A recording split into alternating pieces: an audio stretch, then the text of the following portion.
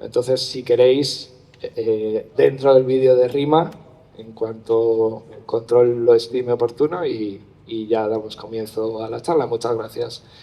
Muchas gracias por estar. Bonjour à toutes et à tous, ici donc Rima Hassan, je suis sur le Family Boat, un des bateaux qui participe à l'initiative de la Global Strong Flotilla, qui a mobilisé des dizaines de bateaux qui se dirigent actuellement en direction de Gaza. Malheureusement, donc, je ne peux pas être avec vous en raison de ma participation à cette initiative, donc je vais faire une brève vidéo qui reprend les quelques éléments de réflexion sur les sujets que je devais aborder avec vous. Le premier étant la militarisation donc, de l'Europe. Vous l'avez vu ces derniers temps, il y a eu un objectif qui a été fixé par les pays de l'OTAN de consacrer 5% du PIB au budget de la défense. C'est un alignement clair et affiché à un agenda atlantiste, puisqu'on sait que cet objectif a été officiellement fixé par Donald Trump en personne. Il pose un certain nombre de problèmes puisque l'alignement tout d'abord idéologique vraiment à l'agenda atlantiste, là où les pays de l'OTAN et puis plus largement en réalité l'Union européenne pourraient adopter une position beaucoup plus indépendante qui revalorise toute la place de la coopération et de la diplomatie. Puis le deuxième problème que pose cet alignement, c'est le budget en réalité en lui-même qui est consacré, puisque il faut savoir que ça représente chaque année une dépense de plus de 1100 milliards d'euros et c'est vraiment le budget dont on aurait besoin pour faire face au changement climatique. Donc c'est un budget qui se fait au sacrifice d'autres secteurs dont on aurait besoin, qu'ils soient d'ordre social ou climatique. Le deuxième sujet que je devais aborder avec vous, c'était celui concernant la mobilisation autour de la question du génocide à Gaza et comment, au sein du Parlement européen et plus largement dans la société civile, les organisations s'opèrent de plus en plus pour presser nos États à agir. Nous sommes, je ne vous l'apprends pas, dans un moment aussi qui révèle des complicités, au-delà de la passivité, des complicités réelles, documentées, matérielles, logistiques, d'un certain nombre de pays européens, des institutions européennes en elles-mêmes. Je rappelle que l'Union européenne est le premier partenaire commercial de l'Union d'Israël. Donc on a énormément de secteurs, qui soient d'ordre économique, politique, culturel, qui aujourd'hui sont déployés par l'Union européenne à destination d'Israël, sans parler encore une fois de l'élément le plus important pour le génocide, qui est la collaboration militaire. Où on sait qu'après les États-Unis, c'est par exemple l'Allemagne, le deuxième pays fournisseur d'armes à Israël.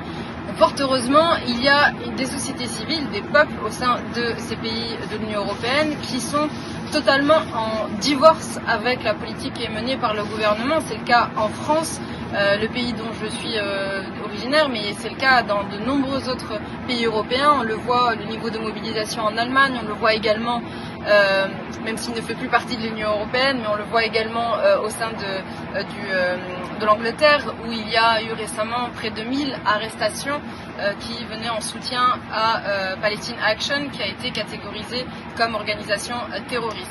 Donc on voit bien qu'il y a un divorce qui s'opère idéologique, où on a les peuples d'un côté qui s'inscrivent en soutien avec le peuple palestinien, et il y a une solidarité humaine assez naturelle au regard du sort que vit le peuple palestinien, et nous avons de l'autre des personnes en responsabilité dans nos États, et ça pose un certain nombre de problèmes puisque nous sommes en réalité a priori dans des États démocratiques. Nos gouvernements sont censés agir au nom de l'intérêt général, sont censés agir au nom, en notre nom. C'est la définition même d'un État démocratique, c'est que nous avons affaire à des personnes qui sont élues et qui sont censées agir au nom de la volonté générale. On voit bien aujourd'hui que cette volonté-là des peuples n'est absolument pas entendue et respectée par les gouvernements au nom d'intérêts stratégiques, économiques qui sont opérés avec l'État israélien. Donc les organisations qui se mobilisent dans la société civile sont de plus en plus structurées et sont aussi de plus en plus efficaces. On n'a pas assez de recul aujourd'hui pour voir que la reconnaissance même de l'État palestinien qui va s'opérer par un certain nombre de pays occidentaux le 22 septembre, c'est une victoire de nos mobilisations. De la même manière que le fait de rompre un certain nombre d'accords avec Israël, comme c'est en train de s'opérer actuellement l'Union européenne elle-même a prononcé quelques sanctions à venir. Ce sont vraiment des victoires de nos mobilisations et ça, il faut l'avoir vraiment à l'esprit pour tenir dans cette lutte. Et enfin, pour conclure, le troisième et dernier point qui portait sur la relation entre la société civile et les politiques, je pense que nous faisons face en Europe, alors au-delà de la crise mondiale où on assiste à une désoccidentalisation du monde et que ça crée un certain nombre de crises, je crois, pour ces pays occidentaux qui jusqu'à maintenant avaient aussi les privilèges d'une hégémonie politique, culturelle qui dominait, on a aussi à faire dans les sociétés européennes à une crise de politique qui fait écho à un manque de démocratisation de la politique. Donc la société civile, dans de nombreux pays, là je parle également de la France, se reconnaît de moins en moins en ses dirigeants et ça on peut le sentir au niveau d'abstention qu'il y a dans ces pays européens et notamment, comme je le disais tout à l'heure, qui sont des États démocratiques qui a priori ont des systèmes de représentation d'élections qui sont très transparents, contrôlés et qui sont fiables. Et bien malgré cela, on voit bien qu'on a parfois des taux d'abstention qui dépassent les 50% sur certaines élections. Donc il nous faut absolument revivifier la démocratie en la démocratisant, c'est-à-dire en intégrant de plus en plus de gens qui sont justement issus de la société civile, qui ont des combats à porter et qui sont tout aussi légitimes que des élites politiques qui en réalité sont fabriquées pour faire de la politique et qui sont dans de nombreux cas très déconnectés des réalités de la vie et du quotidien du citoyen européen, français ou allemand, disons lambda. Deux points de crise. Le premier, encore une fois, à l'échelle mondiale, c'est la désoccidentalisation du monde avec laquelle il faut recomposer, c'est-à-dire que les États européens doivent comprendre qu'ils ne sont plus réellement les maîtres du monde et il leur faut renouveler leur manière de coopérer et d'échanger avec le reste du monde. Et la deuxième, c'est vraiment des crises politiques internes qui sont liées à un manque de démocratisation, à mon sens, de nos institutions, de nos procédés d'élection et de représentation dans nos espaces politiques. Merci beaucoup. Muy bien.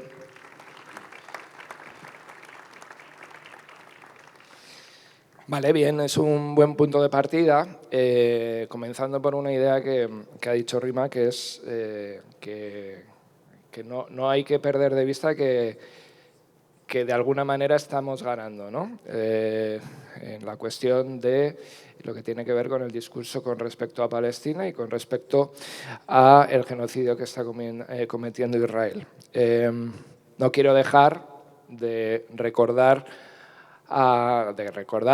y de recordar, digamos, también a la gente que nos va a escuchar que ahora mismo a las 7 de la tarde hay una acción por Palestina, una manifestación en Plaza Cataluña, que desde las 5:30 hay una acción de boicot informativo en una de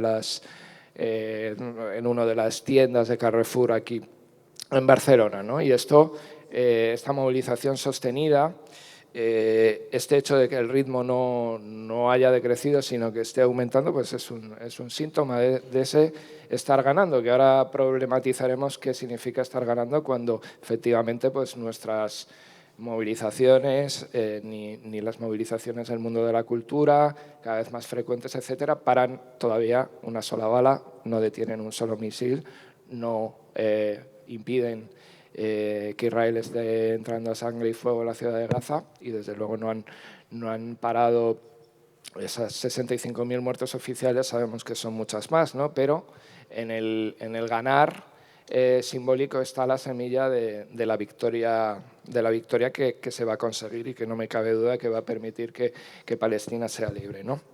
Me refiero a estos eventos como la cancelación de la Vuelta a España, el otro día, el propio concierto masivo que tuvo lugar ayer mismo en Londres, en el que, como digo, gente de la cultura mainstream, normalmente poco implicada, menos implicada, está reaccionando con eso, y cómo postulados del movimiento de boicot, desinversiones y sanciones se están extendiendo capilarmente por toda la sociedad, ¿no? O sea, ya no basta con exigir, sino que hay un hacer en el boicot y en el cuestionamiento permanente, ¿no? Aquí en Barcelona, por ejemplo, con el Festival Sonar, ¿no? Propiedad de un fondo pro-israelí, que también ha tenido intereses en la ciberseguridad. Bueno, pues una contestación popular contra lo que se supone que son espacios ajenos a la política, espacios de divertimento, espacios de entretenimiento, ¿no? Sean partidos de baloncesto, sean Eurovisión, sea festivales de música electrónica, ¿no? Hay también, por supuesto, no podemos olvidar, ¿no? Una vía judicial abierta a la Corte Internacional de Justicia. Hay un informe de la ONU del 16 de septiembre, o sea, antes de ayer, en el que se dice que se está cometiendo un genocidio. Hay pruebas suficientes, hay voces suficientes que están diciendo que esto no puede seguir y que Palestina debe ser libre y que, por tanto, Israel tiene que ser no solo parada, detenida en seco en este momento, sino juzgada en el Tribunal de la Historia, en los tribunales de derechos humanos y en la justicia internacional.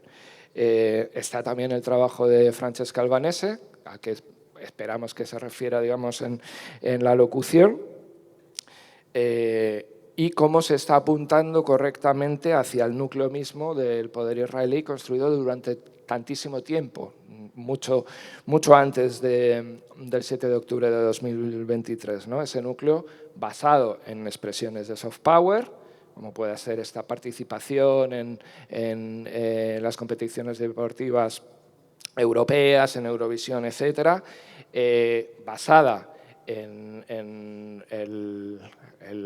la especialización tecnológica, específicamente en lo que tiene que ver con la ciberguerra, con los sistemas de vigilancia, ¿no? Aquí los políticos independentistas han sufrido Pegasus, y basadas también, por supuesto, en el business, en las alianzas de negocios con todo el mundo. Todo eso, un poder político cimentado, digamos, por la estrecha relación que tiene con Estados Unidos, pero por la estrecha relación también que la propia Unión Europea ha construido y de la que no está siendo capaz de salir pese a esa presión que le está teniendo que empujar hacia posiciones en las que nunca se hubiera reconocido, en las que hace solo un año no se hubiera reconocido, ¿no? La propia Ursula von der Leyen, hablando en su discurso de la Unión Europea por primera vez de que será el momento de empezar a tomar sanciones. Sabemos el poco alcance que van a tener ese, pero también sabemos que jamás hubiera querido llegar a ese punto Ursula von der Leyen o Kaja Kallas, ¿no? La responsable de Exteriores de la Unión Europea. Digo, se va ganando, pero claro, no se para ninguna bala, no se para ningún misil, no se para lo que está sucediendo ahora en la ciudad de Gaza ni lo que ha pasado durante estos últimos meses con la hambruna, ¿no? Pero en esa derrota simbólica de Israel, digo, entramos en la fase de su descomposición, ¿no? De su descomposición primero simbólica y después política, ¿no? Esa idea de Israel, que como ha recordado Ilan Pappé, comienza a ser un Estado paria, un Estado fallido, un Estado que ya no tiene sentido en los términos en los que fue fundado, un proyecto histórico muerto. Es lo que es Israel hoy en día y, por tanto, a partir de ahí se tiene que construir la realidad de que ese proyecto supremacista y colonial muera para dar paso a lo siguiente, ¿no? Cuando Kais Cancela, que está por aquí, nos propuso la charla, nos propuso los términos de la charla, me dejó a mí la parte del Estado español, de esta España y de este sanchismo, si queréis, que se está queriendo presentar a sí mismo como una especie de faro, digamos, para el extremo centro. Luego, si queréis, explicamos un poco qué es esto del extremo centro, pero para ese establishment que nunca se hubiera visto en una posición como la que ahora está Pedro Sánchez, y que en el caso de Pedro Sánchez ha transitado por el camino por el que parece que ha empezado a transitar Ursula von der Leyen. Muy posiblemente tampoco por una convicción férrea, pero en este caso nos debería dar igual, ¿no? Yo no sé si Pedro Sánchez está más o menos convencido, lo que sé es que si está ahora mismo en unas posiciones como las que está es porque siente una presión, siente que la ciudadanía no le permitiría no estar en ese punto que es hasta el que él puede llegar, y ahora veremos si puede llegar a más, ¿no? Entonces Ekais nos decía que analizásemos la posición de Sánchez desde una posición paradójica. También porque la charla no va solo sobre Gaza, aunque hayamos empezado por ahí, sino sobre la guerra, sobre la remilitarización, sobre el rearme, sobre Ucrania, está aquí Volodymyr. Y esa posición paradójica es no al genocidio, sí a la guerra, ¿no? Esa posición en la que parece estar ahora mismo Pedro Sánchez, o está el anterior responsable de Exteriores de la Comisión Europea, que es Josep Borrell, ¿no? No al genocidio, sí a la guerra, es una proposición que puede ser atractiva, digamos, para esas posiciones del extremo centro, pero que entraña ciertas trampas. Y sobre esas trampas tendremos que hablar en esta locución. Partimos de esa base, ¿no?, de que tanto Borrell, por una parte, y Pedro Sánchez, por la otra, representan a cierto progresismo europeo en un momento en el que pues Francia está en un estado de redefinición, vamos a decir, existencial, o sea, en una digamos, derrota, parece que sin final, de lo que llamaríamos el ministerio de la izquierda de Francia, o sea, de todo lo que tiene que ver con el Partido Socialista francés, etcétera. Descomposición porque jamás pudo responder a las demandas populares, y la emergencia, por un lado, de la Francia insumisa, pero no solo, del nuevo Frente Popular, etcétera, y la creación de un nuevo magma que supera no solo a la Francia insumisa, sino también al nuevo Frente Popular. Entonces, la posición que ocupa Sánchez, que además tengo que recordar que es el presidente actual de la Internacional Socialista, de los partidos socialistas, obviamente, ningún presidente del gobierno español lo había sido antes, ni Felipe González ni José Luis Rodríguez Zapatero lo fueron, y es sintomático porque en aquellas épocas eran los primeros ministros alemanes, franceses, la saga de los Papandreou, etcétera. Ahora mismo Pedro Sánchez es eso, y ese lugar simbólico también nos dice el lugar en el que se ha situado Sánchez, aunque sea, si queréis, por eliminación, porque no hay otro. Dentro de la Unión Europea es aquel que puede representar al progresismo, y durante un tiempo lo hizo con el aplauso incluso del Ministerio de la Derecha, representado por Ursula von der Leyen, que le llamaba guapo en cada ocasión que le veía, etc. Ahora, digamos, no es la misma situación, pero sí que nos situamos en ese escenario en el que Sánchez es, como ellos dicen, el que más ha hecho de la Unión Europea por Palestina. Y aquí me paro, porque vamos a problematizar esta afirmación, ¿no? Desde luego también cuando ellos han dicho somos el gobierno del mundo que más hemos hecho, aquí ya puedes decir absoluta mentira, ¿no? Ahí está Sudáfrica, que fue quien llevó la iniciativa de llevar a la Corte Internacional de Justicia el genocidio, pero dentro de la proposición el que más ha hecho de la Unión Europea, podemos discutir Irlanda, Eslovenia, etcétera, etcétera. Bueno, vamos a darle cierto beneficio de la duda al gobierno de Sánchez. Y podríamos decir, bueno, es verdad, vale, es el que más ha hecho de esto. ¿Eso es suficiente? Obviamente no. Pero además el problema no es solo que no sea suficiente, o sea, no es un problema de que nosotros seamos extremo izquierdistas y que nunca estemos satisfechos, sino que la reflexión que nos tiene que llegar ahí es que está topado, que es un límite, que donde ha llegado Pedro Sánchez es donde ha podido llegar con unas reglas del juego dadas en las que no se llega ni se acaricia la carcasa de lo que realmente daña, digamos, este estado de guerra por el que Israel se ha desbocado, ¿no? ¿Y por qué? Porque es el límite puesto por el extremo centro, ¿no? Cuando vemos a Keir Starmer o a Emmanuel Macron hablando tantísimos años después de la solución de los dos estados, vemos cómo esa farsa en la que participa desde luego Pedro Sánchez, fue el primero en decir vamos a hablar de la solución de dos estados, esa farsa sirve como placebo y sirve, digamos, en ese intento vano, en ese intento infructuoso de clausurar la discusión pública sobre Palestina y sobre Israel, ¿no? Y ese es el límite, y fuera de ese límite es el vacío. Y Pedro Sánchez no va a abrazar el vacío, nunca lo ha hecho a lo largo de su carrera.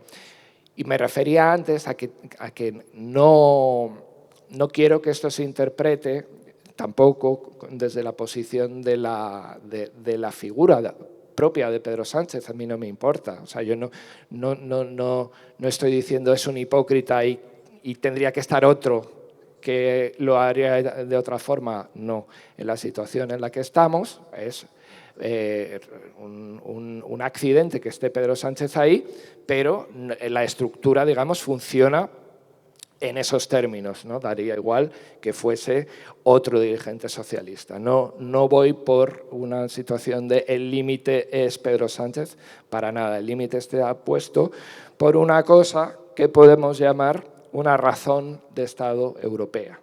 ¿Y cuál es esa razón de Estado europea? Pues es muy difícil de discernir y, de hecho, solo a través de este último proceso que estamos viviendo desde la pandemia hasta esta parte, cuando empezamos a ver cuáles son las razones del Estado europeo, si tiene sentido hablar de algo que está en permanente contradicción, ¿no? Como es la Unión Europea. Pero no deja de haber un empeño, un impulso para que haya un acuerdo común, unas bases comunes para afrontar el futuro, ¿no? Y esas bases comunes en este momento son la militarización, son las fronteras y es el extractivismo. La militarización lo estamos viendo. Ahora vamos a hablar muchísimo más de la cuestión de Ucrania y de la amenaza rusa, como se le llama, son las fronteras. Lo estamos viendo en el sufrimiento de miles de personas cada año en los sistemas de fronteras y en el enriquecimiento que supone esas políticas de fronteras, y es el extractivismo en la medida en que estamos en una situación de crisis de recursos, de crisis climática y de aceleración tecnológica que en buena medida es lo que está marcando toda esta escalada de beligerancia. Desde luego no son los valores, no es una civilización occidental, es militarización y el dinero que ello conlleva, fronteras y el dinero que ello conlleva, extractivismo y lo mismo. Entonces, estamos hablando de un plan de rearme que ha sido la alternativa a la caída drástica o de la crisis drástica de la producción y de la sobreproducción que ha habido en los últimos años, ¿no? Los intentos anteriores, el Green New Deal, pues están palideciendo ante esto que se ve, digamos, como una opción y además que se ve, digamos, impuesto por una situación externa e interna que tiene que ver con la propia creación de la Unión Europea, que es la subsidiariedad a los planes de Estados Unidos o al mandato de Estados Unidos, ¿no? Entonces, desde ese punto de vista, viene sobrevenido, digamos, o todo el aparataje cultural occidental, etcétera, empieza a enmascarar, empieza a encontrar las fórmulas de disfrazar las cuestiones fundamentales de las que estamos hablando, que es, por ejemplo, pues la no competitividad de la industria europea con respecto a las industrias asiáticas o con respecto, en el caso de los coches eléctricos, a directamente la industria china, ¿no? Decía un editorial del Financial Times, un artículo del Financial Times, citando una fuente que no daba su nombre, pero que parecía bien situado, decía con esa honestidad brutal que a veces caracteriza a los medios que son interesantes de leer, decía que este diplomático decía, bueno, como los alemanes han visto que sus coches eléctricos no son competitivos, se van a poner a fabricar tanques.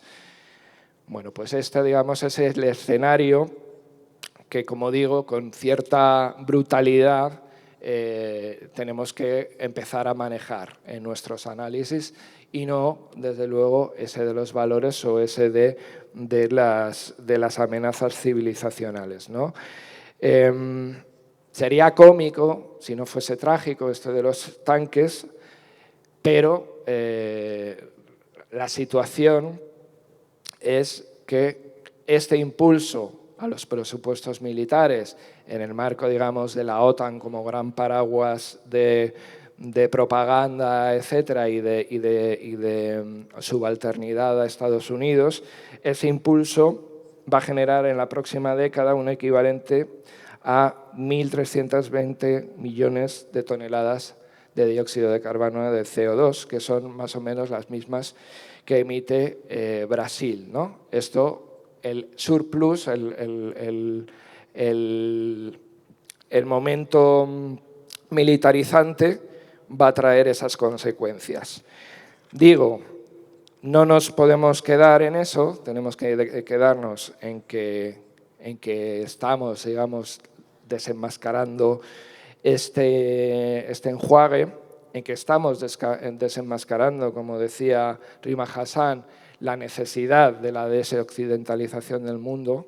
No nos podemos quedar en que nuestro gobierno es el que más hace de los que no hacen nada o es el que hace una nada más estética. Tenemos que seguir empujando porque realmente de lo que estamos hablando es de desmontar al mismo tiempo esos tres objetivos, los objetivos de militarizar, los objetivos de mantener un sistema de fronteras criminal y los objetivos de extraer minerales, tierras raras, etcétera, todo lo que sea necesario para la vida en los próximos años a coste cero y a sangre y fuego, ¿no? Combatir esos tres ejes es combatir también a Israel, porque Israel no es ajeno a ello y, de hecho, la lógica que está siguiendo ahora mismo en Gaza es la sublimación de todo esto, ¿no? Por eso conecta también con la extrema derecha y por eso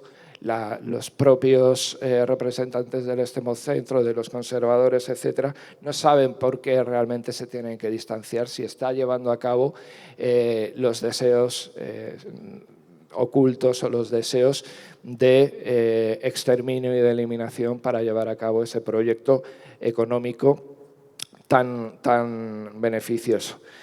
Seguir es un compromiso antifascista, ¿no? Seguir ahora mismo desconectando, digamos, esas terminales mediáticas, desconectando ese enganche cultural que han tenido todo este tiempo, presionando a los gobiernos, es ese compromiso antifascista que tiene que ver con Palestina, pero tiene que ver también con nuestra vida, con la vida de las personas migrantes, con la vida de las personas que no siguen esa lógica de supremacismo occidental, ¿no? Y la buena noticia es que estamos vivos, que lo seguimos haciendo y que vamos a seguir, digamos, en todo este camino. Vale, pues vuelvo a mi posición de moderador y te dejo 20 minutos, 25 los que he gastado yo.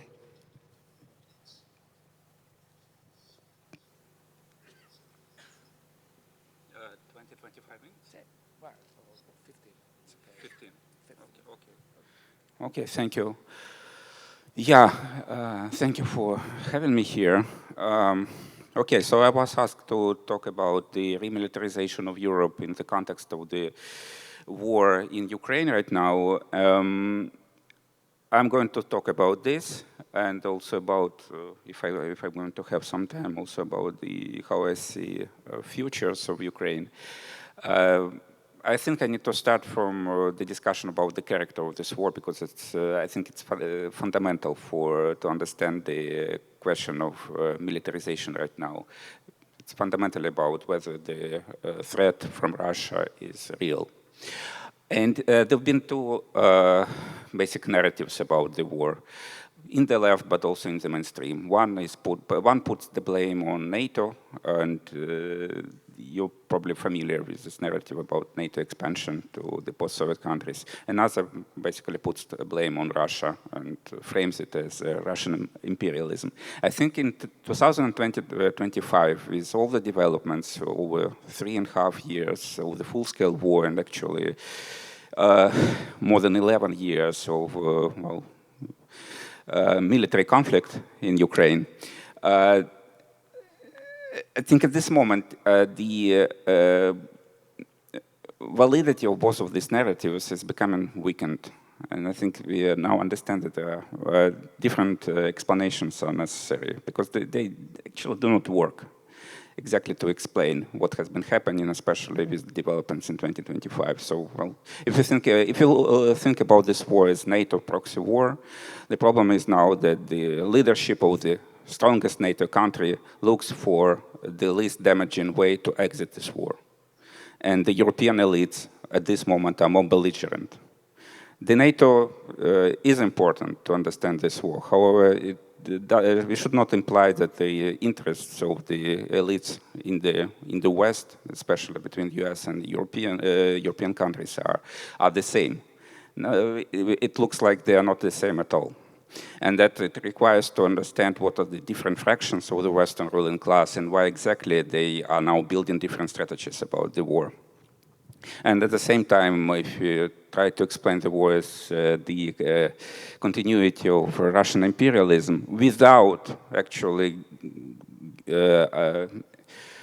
explaining what are the material interests of the Russian elite to start the war and continue with it and actually being quite successful, as we see now in 2025 about the war.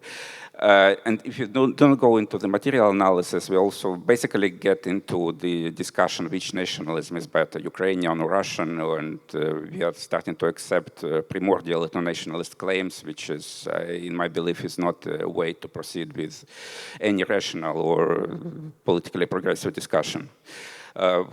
It's not so much about Russian imperialism properly, but about Russian nationalism. Also ideologically, that notion of one people, Ukrainians and Russians, it's basically a nationalist ideology, not actually imperial.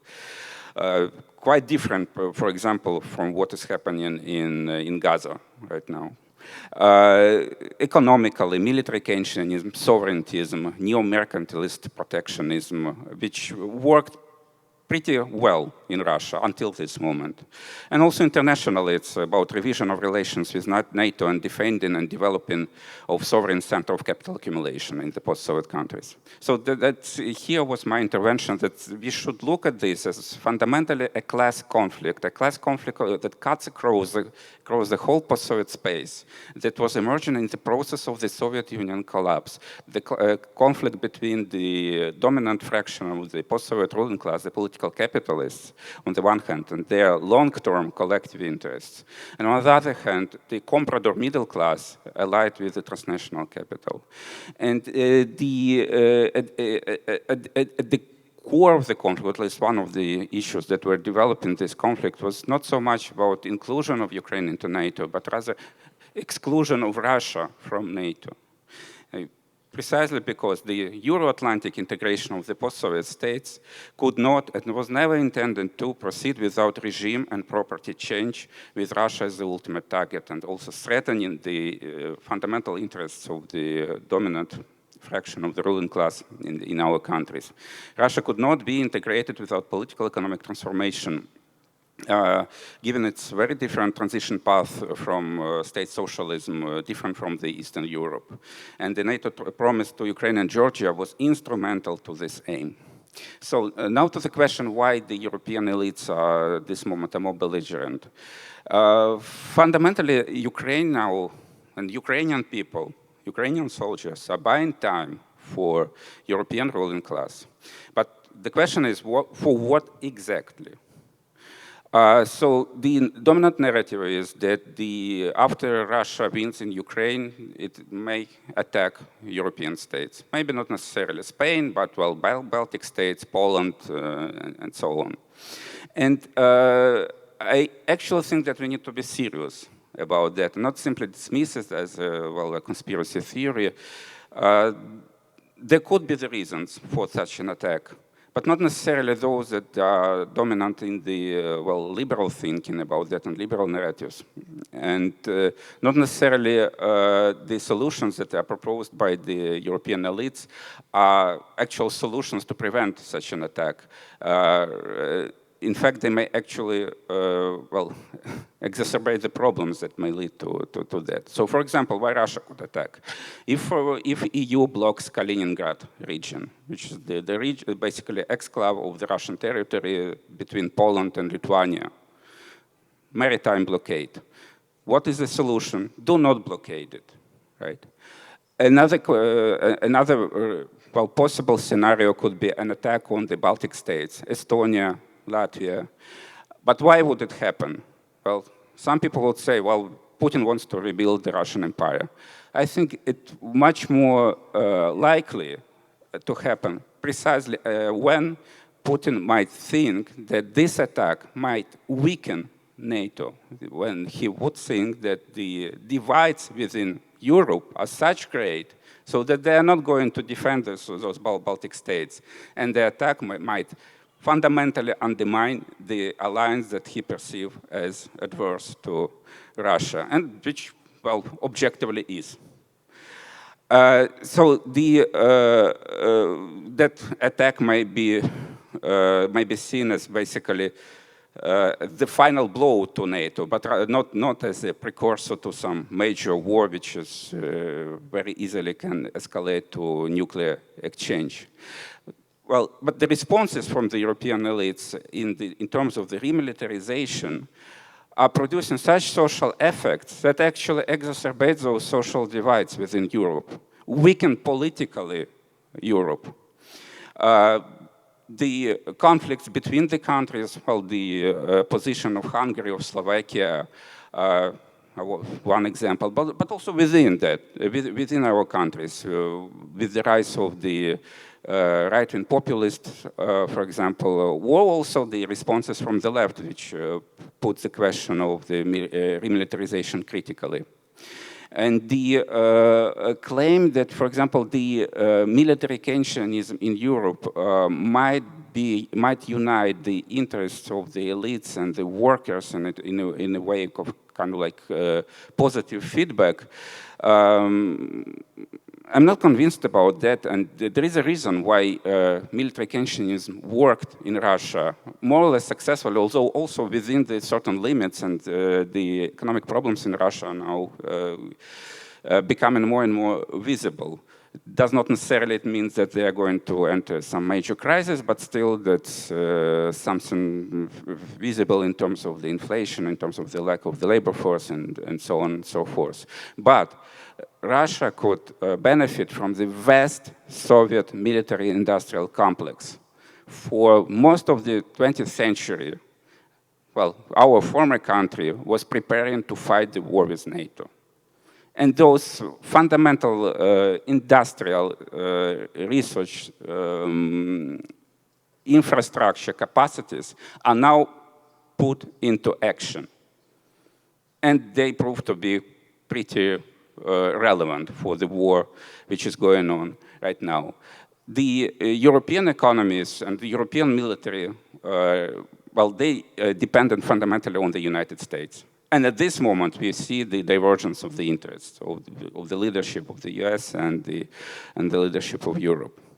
And this is the reason, for example, why German Chancellor unlike Putin, who could combine the social policies and increase of social payments and increase of the wages for Russian workers and various positive effects that it actually had to the decrease of the social inequality in Russia. Instead of that, a German chancellor is now warning that Germany might cut its welfare state. Totally opposite effect of the militarization. So in fact, to argue that this is in the common interest of the European elites and the working classes, I think is false. Then the next question is whether this is to which extent Ukrainians want to continue the war for as long as it takes, and for how many years. And that argument could sound more plausible, let's say, in 2022, in 2023. In 2025, there are more and more signs and more evidence in the public opinion surveys, on the behavioral level, the rise of the desertion, the rise of the draft dodging, the more and more brutal ways to conscript the soldiers on the streets, revolts about that brutal conscription, the lack of desire of the younger Ukrainians to join the army, even when offered very lucrative conditions, as Zelensky offered in the beginning of this year. Only a few hundreds joined them. And the most recent development, when Zelensky opened the borders and allowed to leave Ukraine for the youngest cohort between 18 and 22. Now, almost every third employer reports that they are losing their youngest workers because they are using this opportunity to leave the country.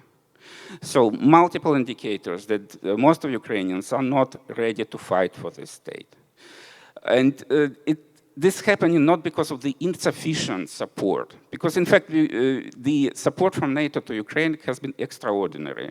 And we could think about prominent historical examples when smaller country was actually capable to defeat a stronger enemy in a course of a long, atrocious war.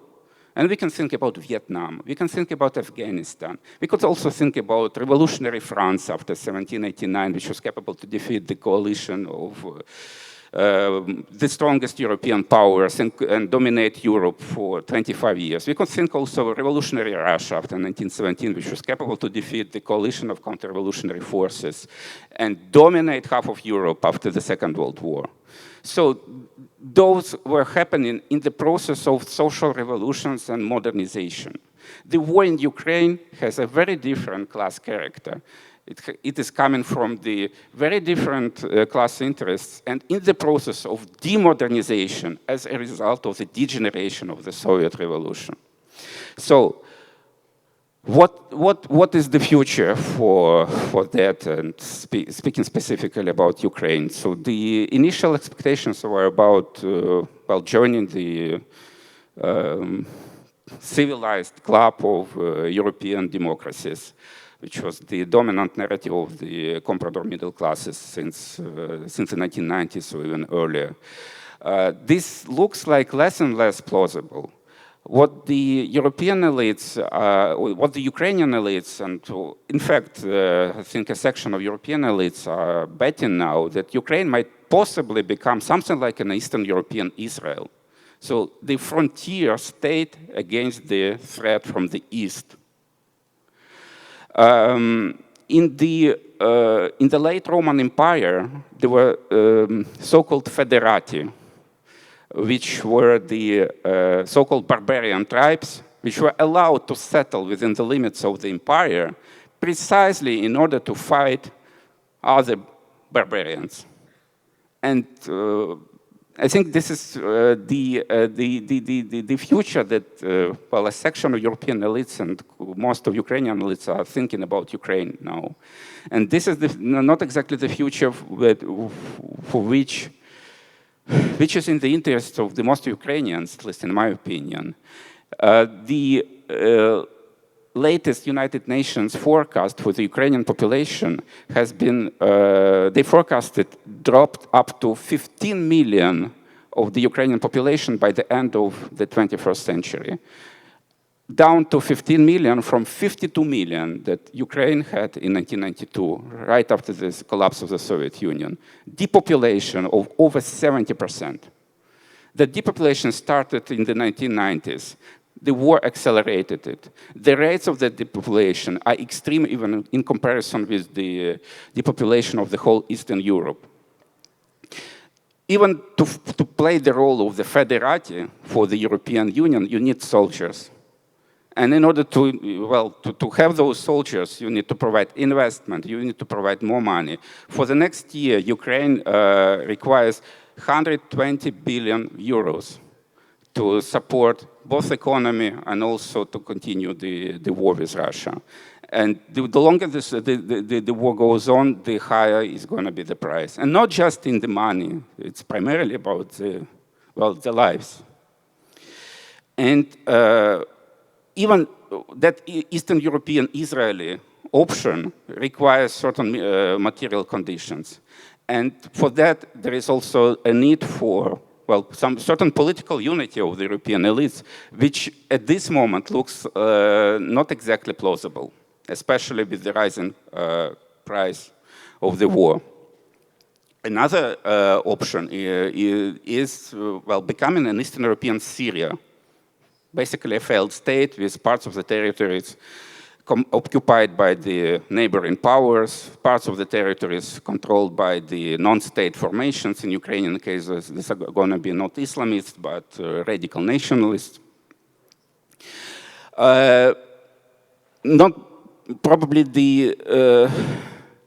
Not necessarily the most probable, but maybe possible alternative could be something like Georgia. Well, Georgia as well had their own revolution, or kind of revolution, deficient revolution in 2003. Their own very pro-Western government led by notorious President Mikhail Saakashvili, who is now in prison in Georgia. Their own war with Russia in 2008, which Georgia lost in the course of 5 days. And since then, and since the change of the government, they were gradually adapting to the Russian interests to a certain extent. In fact, they were rather trying to play their own sovereigntist interest in between Russia, China, and other powers. At the same time, not abandoning the goal of the European integration, but while taking more and more harsh actions against their own comprador civil society. And thinking about so-called Georgian scenario for Ukraine would involve a certain action from the Ukrainian elites. In fact, the positions which are now has been now discussed in Istanbul in the Russian-Ukrainian negotiations are fundamentally pointing into that direction. And that may sound kind of like very disappointing for many people, but at the same time, it may also be an option to save as many lives as possible and to save as much of Ukrainian infrastructure as possible. And from a humanistic point of view, I think that's the most important. Thank you.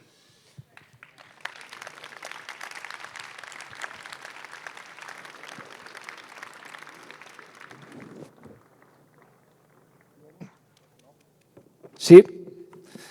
Vale, tengo una cuestión para la mesa que es, sí, sé que hay que cerrar, tenemos el vídeo de Francesca Albanese que dura poquito y no sé si hay espacio para una o dos preguntas que me dicen que no.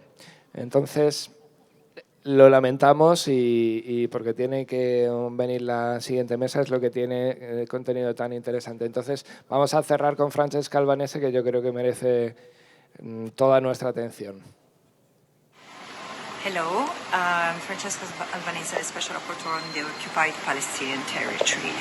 I wanted to share something that might be relevant for the reflection you are embarking on in this particular panel.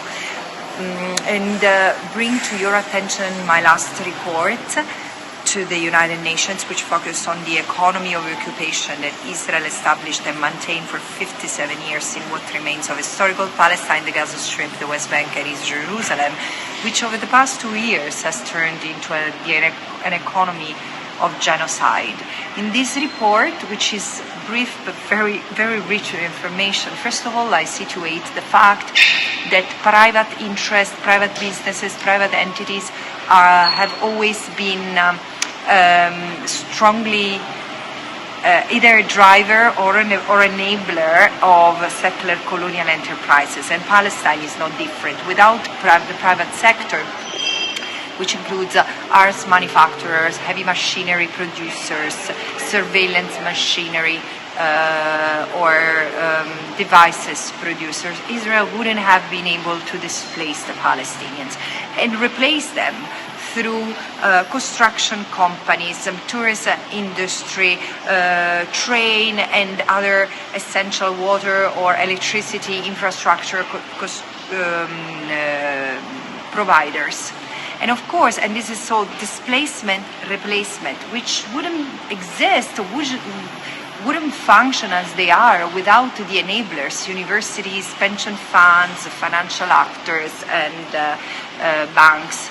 And this is the core of the support to the Israeli economy of occupation that has also profiteered from the occupation itself and its illegality, including when it turned into genocidal. The same heavy machineries that had destroyed the West Bank and East Jerusalem villages were moved to pulverize what remained of the Gaza Strip. The weapons that were used and the surveillance techniques that were used in the West Bank have been enhanced and even perfected in the Gaza Strip, and so on and so forth.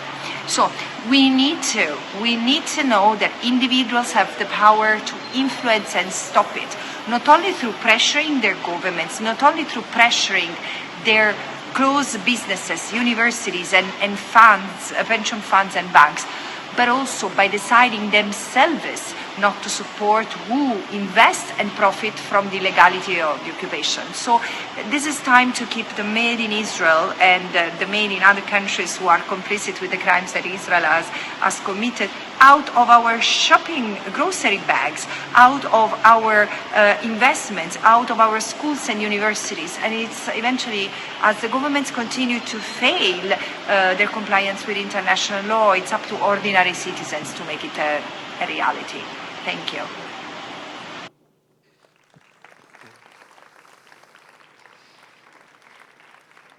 Bueno, ha sido breve pero intensa la charla y además ahora hemos dejado la temperatura estupenda para la siguiente. Así que muchísimas gracias, Volodymyr. Gracias a Rima Hassan, gracias a Francesca Albanese, gracias a toda la organización de RID y nos seguimos viendo y leyendo.